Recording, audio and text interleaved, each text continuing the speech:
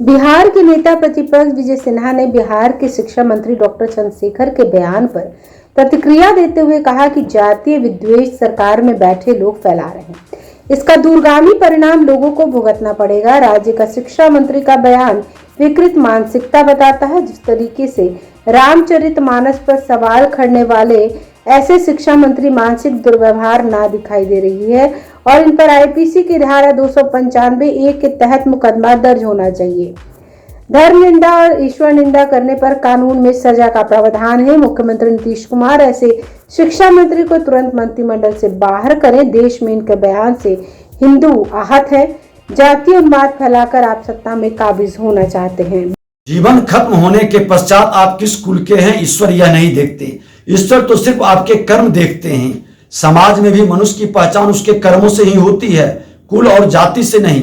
महाभारत का युग कौरवों के बुरे कर्मों का परिणाम था। ठीक उसी प्रकार जो जातीय विद्वेष इस सरकार में बैठे लोग फैला रहे हैं, उसका दूरगामी परिणाम भी काफी दुखद होगा। यह लोग सत्ता में बने रहने के लिए किसी भी हद तक गिरने को तैयार बैठे हैं। माननीय शिक्षा मंत्री जी का बयान भी उसी का परिचायक है। मुझे तो ताज्जुब है, किसी प्रदेश के शिक्षा मंत्री की भाषा ऐसी भी हो सकती है क्या?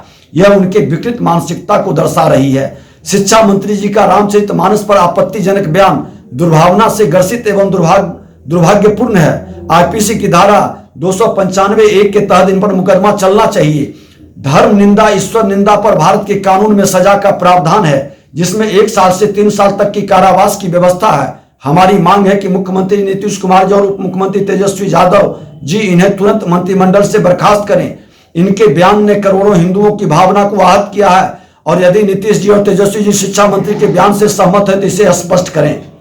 रामचरितमानस को समझने के लिए भगवान की भक्ति, विवेक एवं निर्मल हृदय चाहिए, जिसे ये कपटी मंत्री कैसे समझेंगे।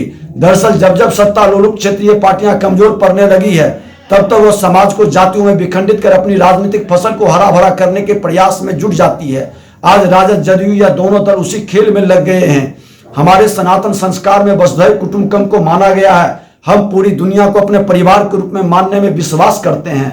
हर आत्मा में परमात्मा का अंश होता है और जो कुल के नाम पर परमात्मा के संतानों में भेद करते हैं वो परमात्मा के प्रिय नहीं होते हैं। लेकिन समाज के अंदर हीनता ग्रसित अपने स्वार्थ के वशीभूत होकर जातीय उन्माद की भावना को फैलाकर आप सत्ता प्राप्त करना चाहते हैं, यह कहीं से भी उचित नहीं है। क्षणिक लाभ के लिए लोग जातीय भेद पैदा कर रहे हैं, जिसका समाज पर दुष्प्रभाव पड़ेगा।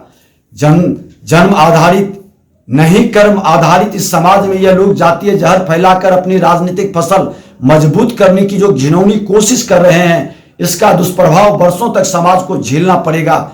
एक कहावत है, कर्म तेरे अच्छे हैं तो किस्मत तेरी दासी है, नीयत तेरी अच्छी है तो घर में मथुरा काशी है। बिहार की सत्ता में बैठे लोग यह न मान लें, मथुरा और काशी को नहीं मानते हैं, उनकी नीयत अच्छी है। इसलिए मैं याद दिलाना चाहता हूं कि आपके द्वारा किया गया कर्म आपकी ऑफिस जरूर आता है।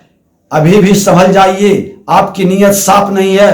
क्षणिक लाभ के लिए भारतीय संस्कृति का अपमान न तो हम न ही बिहार समेत पूरे देश की जनता बर्दाश्त करेगी। आप जातीय उन्माद पैदा कर करके बिहार की गौरवशाली सांस्कृतिक विरासत को आप जो ठहरा दिए हैं, अब उसको मत रोकिए। आज स्वामी विवेकानंद जी के जयंती के अवसर पर 21वीं सदी का भारत विश्व गुरु बनेगा। इस राष्ट्र में बिहार प्रथम हो और राष्ट्रवाद के पथ पर बिहार के नौजवान प्रथम सकारात्मक भाव से आगे बढ़े। हम सब की जिम्मेवारी है इसको, इस सांस्कृतिक ठहरी हुई विरासत को बढ़ाने का आपसे आग्रह है। जातीय उन्माद पैदा मत करिए और नफरत और घृणा की भाव तुष्टिकरण की राजनीति के लिए मत करिए। बिहार को आगे बढ़ने दीजिए, बिहार को गौरवशाली अपने सांप्रदायिक बौद्धिक क्षमता को बढ़ने दीजिए। अगर आपने अभी तक हमारे चैनल को सब्सक्राइब नहीं किया है तो हमारे चैनल को जल्द से जल्द सब्सक्राइब करें, लाइक करें, शेयर करें और कमेंट करें।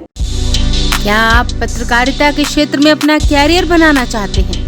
तो आज ही royal Ashoka institute of mass communication and journalism में अपनी जगह सुनिश्चित करें।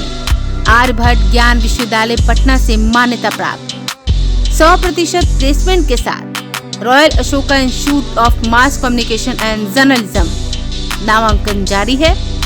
हमारा पता है DS/16 गायत्री मंदिर के समीप कंकड़बाग, पटना 8,20,000। आप हमें संपर्क भी कर सकते हैं। हमारा मोबाइल नंबर है 9955456126।